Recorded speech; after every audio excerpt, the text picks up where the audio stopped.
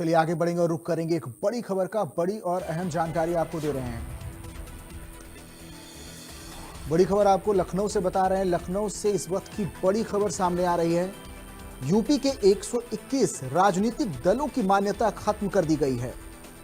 6 साल से चुनाव नहीं लड़ा है इन राजनीतिक पार्टियों ने। चुनाव चिन्ह, टैक्स छूट अधिकार भी खत्म कर दिए गए। 30 दिनों में कर सकेंगे अपील।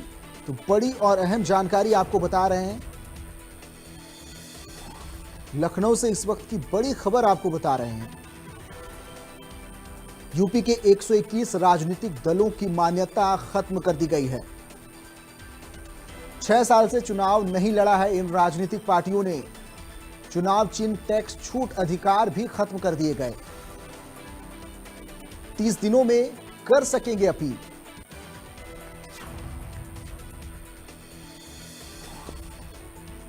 बड़ी और अहम जानकारी आपको राजधानी लखनऊ से दे रहे हैं, जहां पर यूपी के 131 राजनीतिक दलों की मान्यता रद्द कर दी गई है। 6 साल से चुनाव नहीं लड़ा था इन राजनीतिक पार्टियों ने।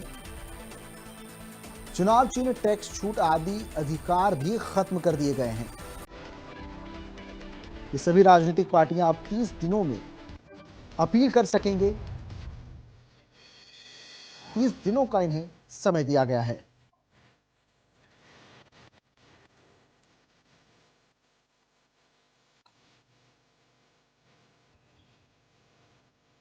तो बड़ी और अहम जानकारी आपको राजधानी लखनऊ से दे रहे हैं, जहां पर कई राजनीतिक पार्टियों पर एक्शन हुआ है। कई राजनीतिक पार्टियों की मान्यता रद्द कर दी गई है। लखनऊ से आपको जानकारी दे रहे हैं। यूपी के 131 राजनीतिक दलों की मान्यता खत्म कर दी गई है, रद्द कर दी गई है। इन सभी राजनीतिक पार्टियों ने 6 साल से कोई चुनाव नहीं लड़ा था। चुनाव चिन्ह, टैक्स छूट अधिकार भी खत्म कर दिए गए हैं। अब ये सभी पार्टियां 30 दिनों में अपील कर सकेंगे। इन सभी राजनीतिक पार्टियों को अपील करने के लिए 30 दिनों का समय दिया गया है।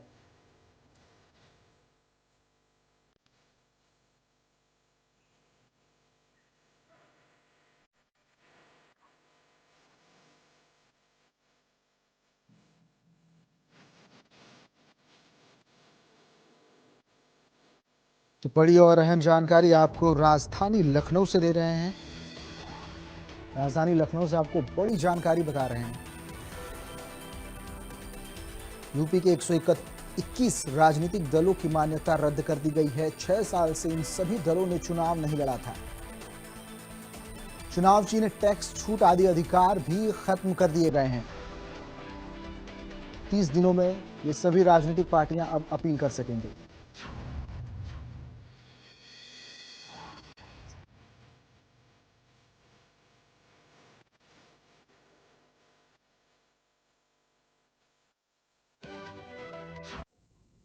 ज्यादा जानकारी के लिए संवाददाता केएन पांडे हमारे साथ जुड़ चुके हैं। पांडे जी, क्या जानकारी है इस पूरी खबर को लेकर, जहां पर 121 राजनीतिक दलों की मान्यता खत्म कर दी गई है?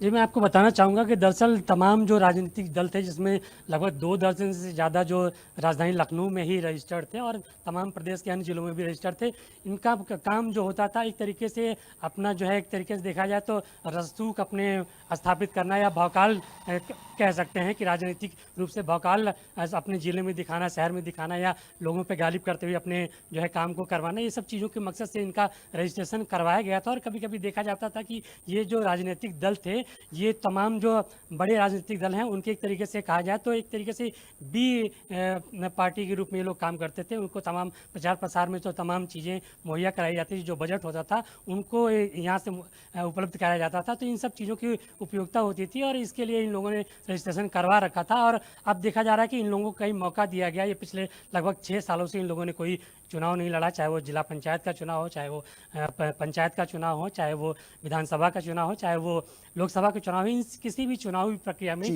इन लोगों ने कभी भाग नहीं लिया था। इन लोगों को कई बार मौका भी दिया गया कि अपना पक्ष रखें कि आखिर 6 सालों में, पिछले 6 सालों में इन्होंने किसी भी चुनावी प्रक्रिया में क्यों नहीं हिस्सा लिया है, आखिर इसका कारण स्पष्ट करें। और इनको मौका दिया गया, 2-3 बार इनको रिमाइंडर दिया गया, उसके बावजूद भी जब भी अपना सकारात्मक रूप से अपना कोई पक्ष नहीं रख पाए, तो अंततः आज जो है निर्वाचन आयोग ने ये फैसला लिया और इनकी 121 राजनीतिक दलों की जो है प्रदेश भर में, जो उत्तर प्रदेश में रजिस्टर्ड थे, उनकी मान्यता समाप्त कर दी है। अब देखा जा रहा है उनको 30 दिनों के भीतर अपना पक्ष रखने का एक अंतिम मौका और दिया जा रहा है। इसके बाद जो उनकी राजनीतिक दल की मान्यता पूरी तरीके से खत्म हो जाएगी, जो उनको चुनाव चिन्ह अलॉट किए गए थे वो भी खत्म हो जाएगा, और इन राजनीतिक दलों के द्वारा जो है तमाम जो छूट ली जाती थी टैक्स वगैरह में, उन सब से भी ये लोग वंचित हो जाएंगे। तो अब देखने वाली बात ये होगी कि जो पिछले 6 सालों से राजनीतिक दलों ने किसी भी चुनावी प्रक्रिया में हिस्सा नहीं लिया था, वो आगे आने वाले 30 दिनों में क्या हलफनामा देते हैं, क्या एफिडेविट देते हैं, या क्या अपना पक्ष रखते हैं, जिसकी बदौलत उनकी जो